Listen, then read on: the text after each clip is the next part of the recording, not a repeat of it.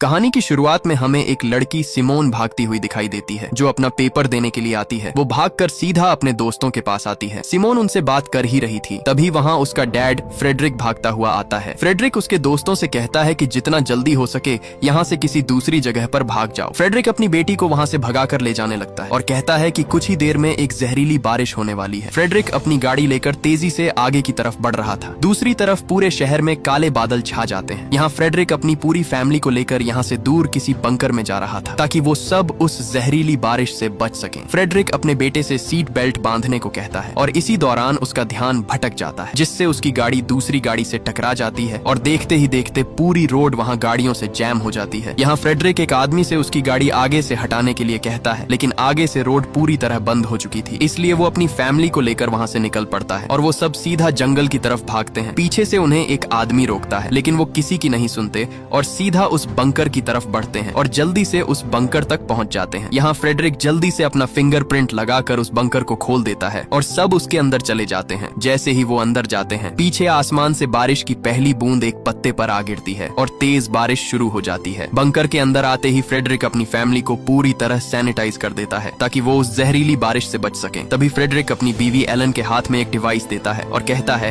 कि इस डिवाइस में बंकर से जुड़ी सब मालूमात है। तभी फ्रेडरिक एक सूट पहनकर बाहर जाने के लिए तैयार हो जाता है। जाने से पहले फ्रेडरिक अपनी बेटी सिमोन से कहता है कि मुझे हर हाल में बाहर जाना होगा क्योंकि मैं ही इस जहरीली बारिश को रोक सकता हूँ और अगर इसको रोका ना गया तो कोई भी जिंदा नहीं बचेगा। लेकिन आगे से सिमोन उसे बाहर जाने से मना करती है, लेकिन फ्रेडरिक उसे कहता है कि मैं वादा करता हूँ हर हाल में वापस आऊंगा। वो उसे अपने भाई का ख्याल रखने के लिए कहता है और वहाँ से चला जाता है। उसके जाते ही सिमोन अपने मोबाइल पर देखती है तो वहाँ उसके दोस्त भी मुसीबत में थे क्योंकि उसके दोस्तों के माँ बाप भी उस जहरीली बारिश की वजह से मारे जा चुके थे। ये देखकर वो बहुत घबरा जाती है। इधर एलन बच्चों के लिए चॉकलेट बना रही थी, लेकिन उसके चेहरे और कांपते हुए हाथों से साफ पता चल रहा था कि उसके अंदर भी खौफ बढ़ता जा रहा था। इसी दौरान उस बंकर का दरवाजा जोर जोर से कोई पीटने लगता है। यहाँ एलन उन्हें मना करती है और बताती है कि अगर तुम्हारे डैड होते तो वो खुद अपना फिंगरप्रिंट लगाकर अंदर आ जाते, इसलिए वो उन्हें उस आवाज को नजरअंदाज करने के लिए कहती है। लेकिन आगे से सिमोन अपनी माँ से कहती है कि हमें देखना चाहिए, क्या पता वो हमारे डैड ही हों। इसलिए वो तुरंत आकर उस बंकर का दरवाजा खोल देती है और उसके सामने वही आदमी खड़ा हुआ था जो पहले उन्हें जंगल के अंदर जाने से रोक रहा था। वो आदमी उस बारिश में पूरी तरह भीगकर इन्फेक्टेड हो चुका था और इसी दौरान वो सिमोन के भाई को पकड़कर बाहर खींचता है, लेकिन तभी एलन वहां भागकर उस आदमी पर कूद जाती है और इसी दौरान उस जहरीली बारिश की वजह से वो वहां तड़पने लगती है। वो दोनों को जल्दी अंदर जाने के लिए कहती है, इसलिए सिमोन तुरंत उस बंकर का दरवाजा बंद कर देती है। अपनी माँ को मरते देखकर वो वहां फूट फूट कर रोने लगते हैं क्योंकि अब उनकी माँ उनके बीच नहीं रही। तभी सिमोन अपने डैड को कॉल करती है, लेकिन उसका डैड उसकी कॉल नहीं उठा रहा था, मतलब वो भी किसी खतरे में है। इसके बाद वो अपने भाई को रात के लिए सुला देती है। अगले दिन सिमोन का भाई वही डिवाइस देखता है जो उसके डैड ने उसकी माँ को दी थी। जब सिमोन उसे देखती है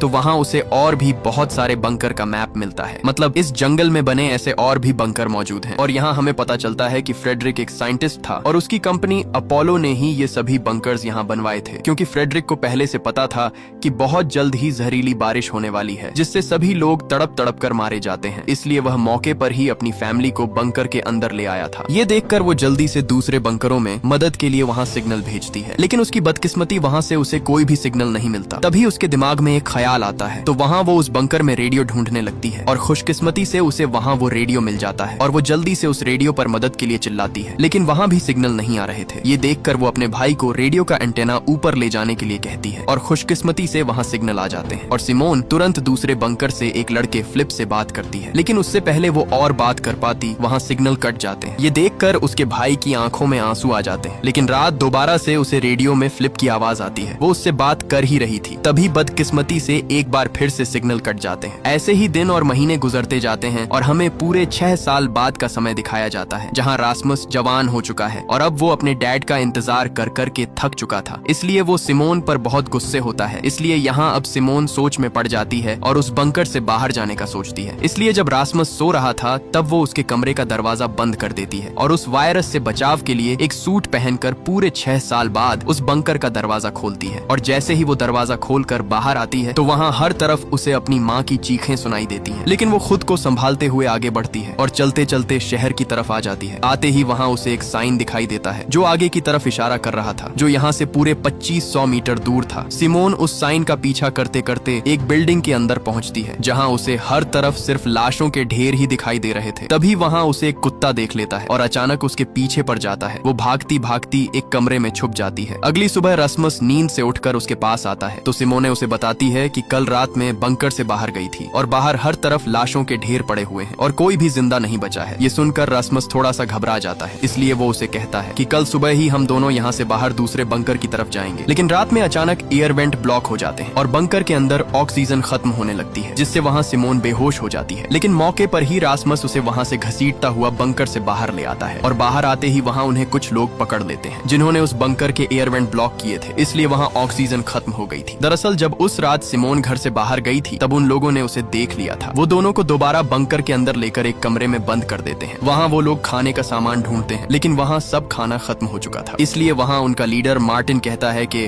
उन दोनों को यहीं अकेला सड़ने के लिए छोड़ दो और फिर सब वहाँ से जाने लगते हैं। लेकिन तभी सिमोन वहाँ उसे आवाज लगाती है और उसे बताती है कि मुझे ऐसे और भी बंकरों के बारे में पता है, लेकिन उनकी लोकेशन सिर्फ और सिर्फ मुझे ही पता है और उन बंकरों में ढेर सारा खाना पड़ा हुआ है। ये सुनकर मार्टिन सोच में पड़ जाता है और उन दोनों को अपने ग्रुप में शामिल कर लेता है। इसके बाद वो सब वहाँ से आगे बढ़ते हैं और थक हार कर वो एक जगह पर आराम करते हैं। यहाँ मार्टिन सिमोन को बताता है कि शायद हम ही इस दुनिया में अकेले बचे हैं, क्योंकि बाहर पूरी दुनिया उस जहरीली बारिश की वजह से तबाह हो चुकी है और जो लोग बचे हैं वो एक दूसरे को मार रहे हैं क्योंकि सब खाना खत्म होता जा रहा है। इसलिए मैं वहाँ खाना ढूंढने के लिए आया था और मुझे मजबूरन तुम्हें बंदी बनाना पड़ा। इसके बाद सीन कट होता है और हमें मार्टिन दिखाया जाता है क्योंकि वह सोल्जर था। वहाँ उसे एक औरत को मारने का कहा गया था जो उस बारिश से इन्फेक्टेड हो चुकी थी, लेकिन मार्टिन उस औरत के हाथ में बच्चा देखकर उस पर शूट नहीं कर पाता और उस इन्फेक्टेड औरत की वजह से उसके सारे साथी उस वायरस की चपेट में आ गए और उस औरत के साथ साथ सब मारे जाते हैं। लेकिन वह मौके पर अपनी जान बचाकर वहाँ से भाग निकला था। इसके बाद सीन प्रेजेंट में आता है जहाँ वे सब दूसरे बंकर्स की तरफ बढ़ रहे थे, लेकिन तभी वहाँ मार्टिन को कुछ शिकारी दिखाई देते हैं जिसे देखकर वह तुरंत नीचे छुप जाते हैं। वो शिकारी अपना ड्रोन वहाँ उड़ाते हैं और अचानक उन्हें एक लड़की भागती हुई दिखाई देती है। वो उसे पकड़ने के लिए उसके पीछे भागते हैं। इसी का फायदा उठाकर मार्टिन सबको वहाँ से जाने के लिए कहता है, लेकिन सिमोन उसे मना कर देती है और कहती है कि हमें उस लड़की की जान बचानी चाहिए। इसलिए न चाहते हुए भी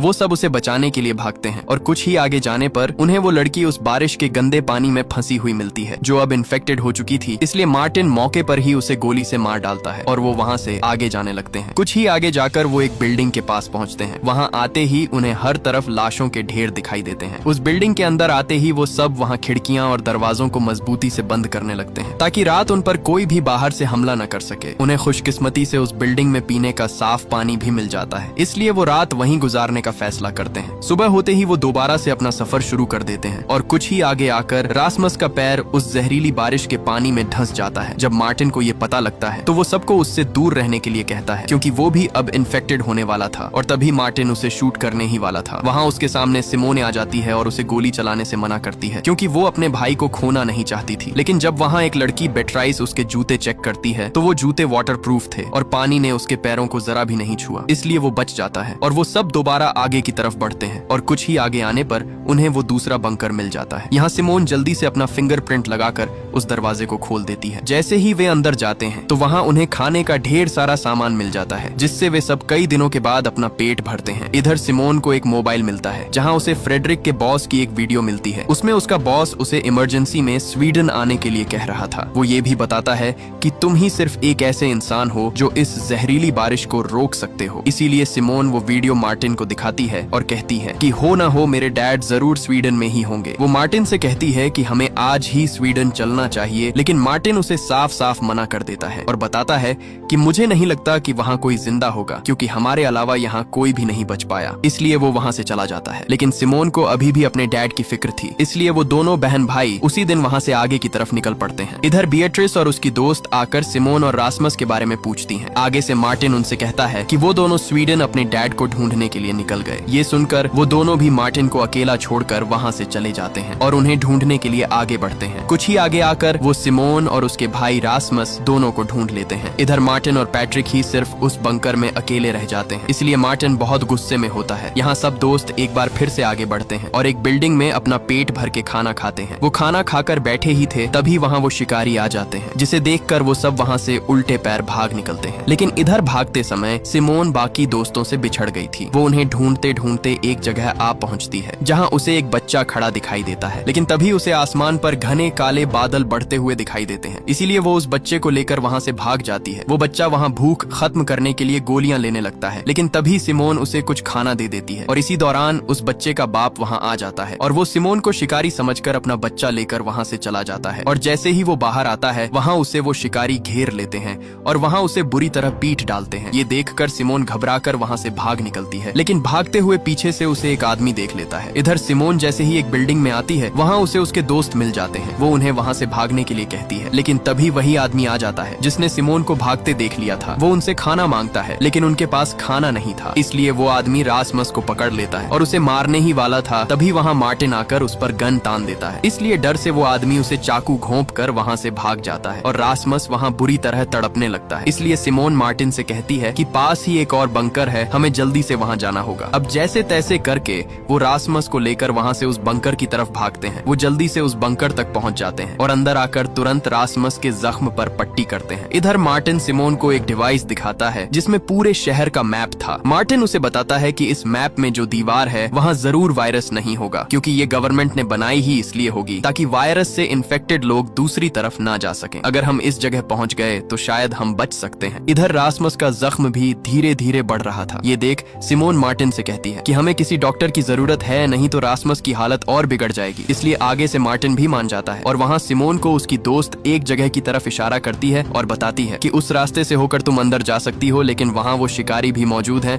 वो तुम्हें कभी भी पकड़ सकते हैं। लेकिन सिमोन के पास अपने भाई को बचाने के लिए कोई और रास्ता नहीं था, इसलिए वो वहाँ से आगे की तरफ बढ़ती है। लेकिन तभी ऊपर से एक ड्रोन उसे चेस करने लगता है, जिससे बचकर वो जल्दी से एक बिल्डिंग के अंदर आ जाती है और इसी दौरान वहाँ वो शिकारी पहुंच जाते हैं और वो उसे गन पॉइंट पर ले लेते हैं। लेकिन तभी वहाँ सिमोन के दोस्त आकर उन्हें ढेर कर देते हैं। यहाँ मार्टिन उनसे उस दीवार के बारे में पूछता है, लेकिन वो आगे से साफ साफ इनकार कर देता है। इसी दौरान वहाँ जीन नाम का एक लड़का उस शिकारी के बाजू पर लगा एक सांप का टैटू देखता है, जिसे देखकर उसके अंदर एक अजीब सा डर बैठ जाता है और वो तुरंत मार्टिन से कहता है कि इन सब को मार डालो। इसलिए मार्टिन अपनी गन रिलोड करके उन्हें वहीं पर मार डालता है और वो सब रासमस को वहाँ से लेकर उसी डॉक्टर की तरफ बढ़ते हैं। वो आगे बढ़ ही रहे थे, तभी वहाँ जीन के दिमाग में उसी टैटू के बारे में ख्याल आता है। इसी के साथ सीन फ्लैशबैक में जाता है, जहाँ जीन एक घर पर रह रहा था। वहाँ 3 लोग थे, जिनमें एक छोटी लड़की और उसकी माँ और पिता थे। क्योंकि जीन की माँ और पिता उस वायरस से मारे गए थे, इसलिए उसे एक घर में पनाह मिल गई थी। एक दिन जब जीन उस घर में काम कर रहा था, तभी वहाँ शिकारियों की एक गाड़ी आती है। तब वो उस लड़की का बाप जाकर बाहर देखता है, तो वो शिकारी उससे कोई बात पूछते हैं, लेकिन वो आगे से मना कर देता है और बात न बताने पर वो उसे वहीं पर गोली मार डालते हैं। इधर जीन भी उन्हें एक सुराख से देख रहा था। तभी वहाँ उसे वही आदमी दिखाई देता है जिसके हाथ में सांप वाला टैटू छपा हुआ था। ये देखकर जीन उस लड़की का मुंह जोर से दबाकर बंद कर देता है ताकि उसकी आवाज वो शिकारी न सुन ले। इसी दौरान वो शिकारी उस लड़की की माँ को भी पकड़कर वहाँ से ले जाते हैं। जब वो चले जाते हैं तब जीन उस लड़की के मुंह से हाथ हटा देता है, लेकिन जब वो देखता है तो वहाँ वो लड़की अपना दम तोड़ चुकी थी। ये देखकर जीन अंदर से पूरी तरह टूट जाता है। इसके बाद सीन प्रेजेंट में आता है, जहाँ वे सब एक जगह पर पहुँचते हैं। वहाँ वे ड्रोन की मदद से उस डॉक्टर के घर का पता लगाते हैं और पता लगाकर वो उस डॉक्टर के घर तक पहुँच जाते हैं और तभी वो उस डॉक्टर के घर का दरवाजा खटखटाते हैं। तभी वो डॉक्टर बाहर निकलकर उन पर गन तान देती है, लेकिन जैसे तैसे करके सिमोन उसे शांत करती है और मौके पर ही मार्टिन उसे सब कुछ बता देता है कि उन्हें उसकी मदद की बहुत जरूरत है। इसलिए वो उनकी मदद के लिए तैयार हो जाती है और वो डॉक्टर रासमस के जख्म पर टांके लगा देती है। इसी दौरान वो उसे बताती है कि रासमस का जख्म अभी पूरी तरह ठीक नहीं हुआ, इसलिए हमें इसे टेटेनस का इंजेक्शन लगाना होगा। वो उनसे कहती है कि इंजेक्शन के लिए हमें एक बंकर में जाना होगा जो उसके घर के पास ही है। इसलिए वो तीनों उसी बंकर की तरफ बढ़ते हैं और आते ही सिमोन को वही बंकर दिखाई देता है जो उसके डैड की कंपनी अपोलो का था। डॉक्टर उसे बताती है कि मैं भी अपोलो कंपनी में काम करती थी, इसलिए मुझे भी यही बंकर दिया गया। अंदर आते ही वो डॉक्टर सिमोन के लिए एक इंजेक्शन तैयार करती है और उसे एक बेड पर बांध देती है। तभी वो डॉक्टर सिमोन को धक्का देकर उसे भी एक रस्सी से बांध देती है। वो उसे बताती है कि तुम्हारे ही डैड फ्रेडरिक की वजह से मेरी पूरी फैमिली जान से मर गई, यहाँ तक कि मेरे बच्चे भी उस बारिश की वजह से मारे गए। डॉक्टर उससे कहती है कि अगर तुम्हारे डैड वो एक्सपेरिमेंट न करते तो वो जहरीली बारिश न होती और आज मेरे बच्चे और मेरी फैमिली जिंदा होती। इधर बाकी दोस्त वहाँ उस डॉक्टर के घर से खाना ढूंढ रहे होते। तभी मार्टिन बाहर देखता है तो वही शिकारी आ चुके थे। यहाँ जब जीन देखता है तो बाहर वही शिकारी खड़ा था जिसके बाजू पर सांप का टैटू छपा हुआ था। इसे देखकर वह एकदम से चौंक जाता है, इसलिए वह एक गन उठाता है और बाहर आकर उस शिकारी को वहीं पर ढेर कर देता है। लेकिन तभी वहाँ उसे वो शिकारी आकर पकड़ लेते हैं। ये देख बाकी बच्चे दोस्त वहाँ से भाग निकलते हैं। इधर वो डॉक्टर रासमस को वो जहरीला इंजेक्शन लगाने ही वाली थी, तभी वहाँ पैट्रिक आकर उसे गोली मार देता है और मौके पर ही सब वहाँ से भाग निकलते हैं और दोबारा से अपना आगे का सफर शुरू करते हैं। और कुछ ही आगे आने पर उन्हें दूर एक घर दिखाई देता है जिसके अंदर लाइट जल रही थी, मतलब वहाँ कोई रह रहा है, इसलिए वो उसके पास आ जाते हैं। लेकिन तभी तभी वहाँ एक आदमी उनके सामने आ जाता है। वो उन्हें अपने घर के अंदर रात गुजारने की इजाजत दे देता है, लेकिन उन्हें अपने हथियार बाहर ही रखने होंगे, इसलिए न चाहते हुए भी वो उस घर के अंदर चले जाते हैं। अंदर आते ही उनके सामने एक जैसे कपड़े पहने बहुत सारे लोग थे, जिसे देखकर उन्हें वहाँ कुछ अजीब सा लगता है। वो उन्हें रात गुजारने के लिए एक कमरा देते हैं, जिसमें वो अपनी नींद पूरी करते हैं। और सुबह होते ही वहाँ एक औरत कैरेन उन्हें सुबह का नाश्ता करने के लिए कहती है, और कई दिनों के बाद आज वो अपना पेट भरकर खाना खाते हैं। लेकिन हैरानी की बात ये कि इन लोगों के पास इतना खाना आया कहाँ से है। इसके बाद वहाँ उस घर के अंदर सिमोन रासमुस को एक डॉक्टर के पास ले आती है, क्योंकि उसका जख्म धीरे धीरे बढ़ता जा रहा था। वो डॉक्टर वहाँ एक इंजेक्शन निकालता है, जो बिल्कुल वैसा ही था जो पहले उस डॉक्टर के पास था जो इन्हें मारना चाहती थी। इसलिए ये देखकर सिमोन उसे मना कर देती है और कहती है कि रासमुस को बेहोश किए बिना उसका इलाज करे। इसलिए वो डॉक्टर उस इंजेक्शन को साइड पर रख देता है, और जब उस डॉक्टर का ध्यान रासमुस की तरफ जाता है तो मौके पर ही सिमोन वहाँ से एक इंजेक्शन को अपने पास छुपा लेती है। वो जल्दी से उन इंजेक्शन को चेक करने लगती है। चेक करते ही उसे पता चलता है कि ये अपोलो कंपनी के ही इंजेक्शन थे। रात को सब लोग खाना खा रहे थे, लेकिन इधर मार्टिन छुपकर पूरे घर की छानबीन कर रहा था। तभी वो एक फ्रिज को खोलता है तो वहाँ उसके सामने इंसान की कटी हुई बॉडी लटक रही थी, जिसे देखकर उसके पैरों तले जमीन ही खिसक जाती है। इधर वो आदमी सब दोस्तों को एक छोटा सा पैकेट देता है और सबसे कहता है कि अगर किसी के पैकेट में एक छोटा सा फूल आ गया तो उसको अपनी जान देनी होगी। मतलब यहाँ सब लोगों की भूख को मिटाने के लिए हम उसे काटने वाले हैं। ये सुनकर वो सब एकदम से चौंक जाते हैं। वो वहाँ से जाने की कोशिश करते हैं, लेकिन उन्हें फिर से बैठा दिया जाता है। तभी मौके पर मार्टिन आकर उस आदमी के मुंह पर मुक्का दे मारता है, लेकिन इसी दौरान वो डॉक्टर उसे गन पॉइंट पर ले लेता है। वो आदमी सबसे उनके पैकेट खोलने को कहता है। यहाँ धीरे धीरे सब अपना पैकेट खोलने लगते हैं, लेकिन आखिर में जब लीना अपना पैकेट खोलती है तो उसी के पैकेट से ही वो फूल निकल आता है, जिसे देखकर उसका होश ही उड़ जाता है। वो लोग वहाँ से उसे ले जाने लगते हैं, लेकिन तभी वही औरत कैरेन उसके हाथ से वो फूल ले लेती है और कहती है कि मैं इसे अपनी बेटी जैसा समझती हूँ, इसीलिए मैं नहीं चाहती कि ये हमारी खुराक बने। वो बताती है कि ली की जगह मैं खुद अपनी जान देने के लिए तैयार हूँ। ये सुनकर ली वहाँ रोने लगती है और वो औरत उसे आखिरी बार हाथ मिलाकर वहाँ से चली जाती है। इसके बाद वो सब वहाँ से जाने के लिए तैयार हो जाते हैं। तभी उस डॉक्टर से सिमोन अपने डैड फ्रीडरिक के बारे में पूछती है। आगे से डॉक्टर उसे बताता है कि हाँ, मैं ही फ्रेडरिक का असिस्टेंट था और इस वायरस के फैलने में मेरा और फ्रेडरिक दोनों का हाथ है। ये सुनकर सिमोन दुखी होकर वहाँ से चली जाती है, लेकिन तभी वहाँ वो आदमी उस डॉक्टर को भी अपने घर से जाने के लिए कह देता है। इधर सब लोग जंगल से आगे बढ़ ही रहे थे। तभी वहाँ वही डॉक्टर आ जाता है और एक इंजेक्शन दिखाकर कहता है कि इसी इंजेक्शन की वजह से वो जहरीली बारिश फैली और सब कुछ खत्म हो गया। तभी वो इंजेक्शन अपने गले में घोंप देता है, जिससे वो तड़पने लगता है, लेकिन तभी मार्टिन उसे गोली दे मारता है और उसका काम वहीं पर तमाम हो जाता है। रात वो एक खाली घर के अंदर गुजारते हैं और सुबह होते ही मार्टिन सिमोन को वही मैप दिखाता है जिसमें वो दीवार थी। वो उससे कहता है कि हमें किसी भी तरह करके वहां तक पहुंचना होगा, नहीं तो हमारा बचना मुश्किल है। इसलिए मार्टिन सबको वहां उस दीवार के पार चलने के लिए कहता है, लेकिन यहाँ रासमुस उसे मना कर देता है और कहता है कि मैं नहीं जा सकता क्योंकि मेरी तबीयत अभी बाहर जाने की नहीं है। लेकिन सिमोन अपने भाई को अकेला नहीं छोड़ना चाहती, इसलिए वो किसी एक को उसके पास रोकने के लिए कहती है। यहाँ बेट्रिस उसके पास रुकने के लिए तैयार हो जाती है। इसके बाद वो चारों वहाँ से निकल पड़ते हैं। कुछ ही आगे आने पर वहाँ उन्हें एक और बंकर मिल जाता है। उसके अंदर आते ही उन्हें वहाँ कुछ पेंटिंग्स बनी हुई दिखाई देती हैं। मतलब इस बंकर में कोई फैमिली रह रही थी। उनकी खुशकिस्मती कि उन्हें वहाँ भी बहुत सारा खाना मिल जाता है। इसी दौरान पैट्रिक को एक टैबलेट मिलता है जिसमें कुछ वीडियोस रिकॉर्ड थी। पैट्रिक जब वो टैबलेट सिमोन को देता है तब उसे पता चलता है कि इस जहरीली बारिश के पीछे उसके डैड फ्रेडरिक का भी हाथ था, जिसे देखकर उसे बहुत बुरा लगता है। वो तुरंत उस बंकर से बाहर निकलते हैं, लेकिन तब तक देर हो चुकी थी क्योंकि बाहर वो जहरीली बारिश शुरू हो चुकी थी। इसलिए वो दोबारा उसी बंकर में रात गुजारने का फैसला करते हैं। इधर सिमोन और पैट्रिक जब बातें कर रहे थे तब पैट्रिक उसे बताता है कि मेरा किसी को भी ख्याल नहीं है, यहाँ तक कि मार्टिन भी मुझे बहुत कुछ सुनाता रहता है। इसलिए वो एकदम से उठकर उस जहरीली बारिश में चला गया। यहाँ सिमोन उसे रोकने की कोशिश करती है, लेकिन तभी वो उसे धक्का देकर नीचे बारिश में गिरा देता है और वो भी अब पूरी तरह बारिश के अंदर भीग चुकी थी। इसी दौरान मार्टिन अपनी गन लेकर आ जाता है। वो उसे गोली मारने ही वाला था, तभी उसके सामने लिया आ जाती है। वो उसे गोली चलाने से रोकती है, लेकिन मार्टिन भी साफ साफ मना कर देता है। इसीलिए लिया भी उसके साथ बारिश में चली जाती है, लेकिन तभी वो देखता है कि बारिश का कोई भी असर उन पर नहीं हो रहा। तब वो अपनी गन नीचे कर देता है और उन्हें बंकर के अंदर भेज देता है। इधर रासमस और बिएट्रिस दोनों बैठे ही थे। तभी उस बारिश की एक बूंद बिएट्रिस पर जा गिरती है, जिसे देखकर उसके होश ही उड़ जाते हैं। वो वहाँ रोती है क्योंकि अब वो भी इन्फेक्टेड होने वाली थी। लेकिन रासमस उसे यकीन दिलाता है कि एक बूंद से कुछ भी नहीं होता, तुम बेफिक्र हो जाओ। इसलिए वो पूरी रात डर से गुजारती है। इधर जब मार्टिन को पता चलता है कि सिमोन खुद बारिश में नहीं गई थी, बल्कि उसे पैट्रिक ने जानबूझकर धक्का दिया था, इसलिए वो उस पर गुस्से होता है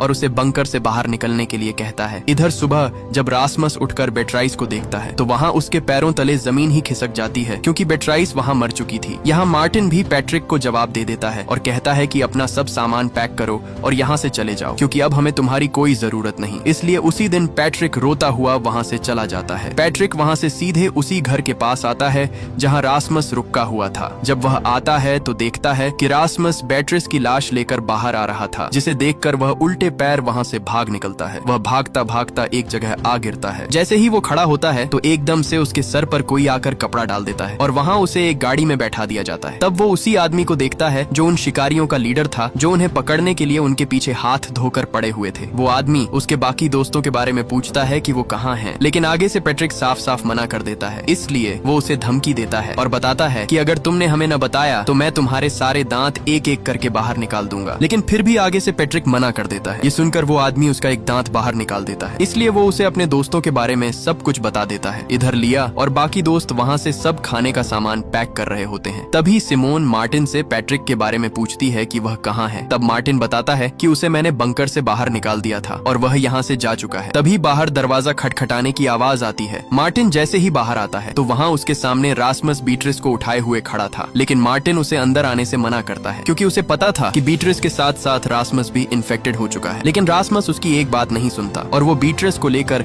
सीधे बंकर के अंदर आता है। रासमस बीट्रिस को मरा हुआ देखकर बहुत दुख में था। तभी सिमोन एक सूट पहनकर उसके पास आती है और उसे कहती है कि बीट्रिस अब मर चुकी है, इसलिए अब तुम्हें इसे छोड़कर हमारे साथ चलना होगा। लेकिन रासमस उसे साफ साफ मना कर देता है और इसी दौरान रासमस एक रेडियो लेकर वहाँ से चला जाता है। वो वहाँ से आगे आता ही है कि तभी उसके रेडियो में किसी की आवाज आती है। जब वो बात करता है तो वही शिकारी आगे से उसे बताता है कि तुम कितने लोग हो, अगर तुमने हमें न बताया तो मैं तुम्हारे दोस्त पैट्रिक को मार डालूंगा। इसलिए अब न चाहकर भी वो उन्हें अपनी लोकेशन बता देता है। इसी दौरान पैट्रिक उस शिकारी को बताता है कि रासमस पहले एक इन्फेक्टेड लड़की के पास था, लेकिन वह खुद अभी तक इन्फेक्टेड नहीं हुआ। ये सुनकर आगे से वो शिकारी खुश हो जाते हैं कि वही एक ऐसा इंसान है जो हमारे काम आ सकता है। इधर मार्टिन और लिया दोनों बीट्रिस की बॉडी को जंगल में दफना देते हैं, लेकिन तभी वहाँ सिमोन आ जाती है और वो वहीं एक मैप दिखाकर कहती है कि हमें अब रासमस और पैट्रिक दोनों को ढूंढना होगा, क्योंकि उन शिकारियों ने उन्हें पकड़ रखा है। वो जल्दी से ड्रोन उड़ाती है और वहाँ एक शिकारी का ध्यान भटकाने के लिए एक आवाज लगाती है। वो शिकारी उस आवाज का पीछा करते हुए एक जगह पहुँचता है और आते ही सब दोस्त उसे वहाँ पकड़ लेते हैं। यहाँ मार्टिन रेडियो से उसके लीडर से बात करता है और कहता है कि मैंने तुम्हारे एक साथी को पकड़ लिया है, अगर तुम उसे जिंदा देखना चाहते हो तो बदले में हमारे साथी तुम्हें वापस करने होंगे। अगले दिन सिमोन उस शिकारी को रासमस से बात कराने के लिए कहती है। वह आगे से उसे कहता है कि मैं अब अकेला ही मरना चाहता हूँ। ये सुनकर सिमोन उस लीडर को अकेले जंगल में मिलने के लिए कहती है और उसी दिन वह उसे मिलने के लिए जंगल में आती है। वो शिकारी उसे बताता है कि तुम्हारा भाई रासमस की बॉडी पर उस जहरीली बारिश का कोई असर नहीं हो रहा है, इसलिए अब मैं उसे एक इंजेक्शन लगाने वाला हूँ, जिससे हमें पता चल जाएगा कि कैसे उस जहरीली बारिश को रोका जा सकता है। इसी दौरान मार्टिन उसके साथी को वहाँ ले आता है और बदले में सिमोन रासमस को मांगती है, इसलिए वो शिकारी रासमस को उनके पास वापस भेज देते हैं और गुस्से में रासमस इंजेक्शन लिया से छीनकर अपने आप को लगा लेता है, जिससे वह जमीन पर जा गिरता है। ये देखकर सबके वहाँ होश ही उड़ जाते हैं, क्योंकि अब उन्हें लग रहा था कि रासमस उनके बीच नहीं रहा। लेकिन तभी उसे होश आ जाता है और सही सलामत वह चलने लगता है। ये देखकर सिमोन को यकीन नहीं आता, क्योंकि सच में रासमस की बॉडी पर उस वायरस का कोई भी असर नहीं हुआ। इसके बाद मार्टिन सीधे पैट्रिक के पास आता है और उसे अपनी सभी गलतियों की माफी मांगकर उसे अपने गले लगा लेता है। यहाँ अब सब दोस्त अपोलो कंपनी की तरफ जाने के लिए तैयार हो जाते हैं। तभी वही आदमी रासमस के माथे पर प्यार देकर कहता है कि तुम ही हम सबको बचाने के लिए हमारी आखिरी उम्मीद हो। इसके बाद वो सब वहाँ से निकल जाते हैं। कुछ ही देर में वो सब अपोलो कंपनी तक पहुँच जाते हैं। पहुँचते ही वो शिकारी सिमोन और रासमस को ही आगे जाने के लिए कहता है। बाकी सब लोग अंदर नहीं जा सकते, उन्हें एक बंकर में ही रुकना होगा। वो दोनों कुछ ही आगे बढ़ते हैं तो वहाँ उनके सामने फ्रेडरिक आ जाता है, यानी सिमोन का डैड। ये देखकर वह एकदम से चौंक जाती है। वह अपने डैड पर बहुत गुस्सा होती है, क्योंकि उसके डैड ने वापस आने का वादा किया था, लेकिन कई साल बीत गए और वो नहीं आए। तभी अचानक रासमस नीचे गिरकर बेहोश हो जाता है। वो जल्दी से उसे मेडिकल वार्ड में ले जाते हैं और फ्रेडरिक सिमोन को बाहर इंतजार करने के लिए कहता है। इधर जैसे ही सब दोस्त उस बंकर के अंदर आते हैं, वहाँ लिया को जीन की जैकेट मिलती है। वो उसे ढूंढते हुए कुछ ही आगे बढ़ती है तो जीन उसके सामने खड़ा था, जिसे देखकर उसकी खुशी का कोई ठिकाना नहीं रहता। मतलब जीन अभी भी जिंदा शर्मिंदा था क्योंकि वो शिकारी असल में अपोलो कंपनी के ही थे। दूसरी तरफ फ्रेडरिक सिमोन को रासमस को दिखाने के लिए उसकी वार्ड के बाहर ले आता है। सिमोन अंदर जाना चाहती थी लेकिन फ्रेडरिक उसे रोक लेता है और कहता है कि घबराने की कोई बात नहीं है, मैं ये सब तुम्हारे लिए ही कर रहा हूँ ताकि तुम सब इस वायरस से बच सको। इधर वार्ड में एक डॉक्टर रासमस की थूक का सैंपल लेना चाहती थी लेकिन रासमस उसे मना कर देता है। तब वो डॉक्टर उसके साथ जबरदस्ती करती है जिससे रासमस उसके हाथ पर काट लेता है। दूसरी तरफ फ्रेडरिक जल्दी से सिमोन के पास आता है और घबराहट में उसे बताता है कि अपने भाई को लेकर यहाँ से जितना जल्दी हो सके दूर चले जाओ क्योंकि अब इस वायरस का कोई इलाज नजर नहीं आ रहा है और ये बहुत तेजी से फैलने वाला है जिससे सब लोग मारे जाएंगे। जैसे ही वो रासमस के वार्ड में आता है तो वहाँ वो डॉक्टर रासमस के काटने पर तड़प कर मर चुकी थी। ये देखकर फ्रेडरिक जल्दी से रासमस की थूक लेकर माइक्रोस्कोप पर जब देखता है तो वहाँ उसके पैरों तले जमीन ही खिसक जाती है और वो तुरंत सब बंकर पर इमरजेंसी लगा देता है और सब बंकर वहाँ पूरी तरह बंद हो जाते हैं। फ्रेडरिक जल्दी से अपोलो कंपनी के मैनेजर से बात करता है। वो आगे से उसे बताता है कि किसी भी तरह करके रासमस का ऑपरेशन करो ताकि हम वैक्सीन बना सकें। लेकिन फ्रेडरिक को पता था कि अगर उसने रासमस का ऑपरेशन किया तो रासमस अपनी जान से हाथ धो बैठेगा और वह यह बिल्कुल नहीं चाहता था। इसलिए फ्रेडरिक सिमोन से कहता है कि जितना जल्दी हो सके अपने भाई को यहाँ से कहीं दूर ले जाओ क्योंकि उसकी जान खतरे में है। ये सुनकर सिमोन जल्दी से आकर मार्टिन से बात करती है और उसे बंकर के दरवाजे खोलने का रास्ता बताती है और जैसे तैसे करके वो उस बंकर का दरवाजा खोल लेते हैं और रासमस को साथ लिए बिना वहाँ से बाहर भाग निकलते हैं। लेकिन तभी आगे से फ्रेडरिक आ जाता है और उनसे कहता है कि तुम्हें रासमस को भी साथ लेकर ही जाना होगा। तभी फ्रेडरिक अपनी गन उन पर तान देता है और धमकी देता है कि अगर तुम रासमस को साथ लेकर नहीं गए तो मैं तुम सबको गोली मार डालूंगा। लेकिन अचानक मार्टिन आगे बढ़ता है और मौके पर ही फ्रेडरिक उसे गोली मार देता है जिससे मार्टिन बुरी तरह जख्मी हो जाता है। लेकिन तभी सिमोन उसे धक्का देकर नीचे गिरा देती है और जैसे तैसे करके वो सब अपनी जान बचाकर वहाँ से भाग निकलते हैं। और इस मूवी का पार्ट 1 यहीं पर खत्म हो जाता है। अगर आपको इसका पार्ट 2 चाहिए तो कमेंट में पार्ट 2 लिखें।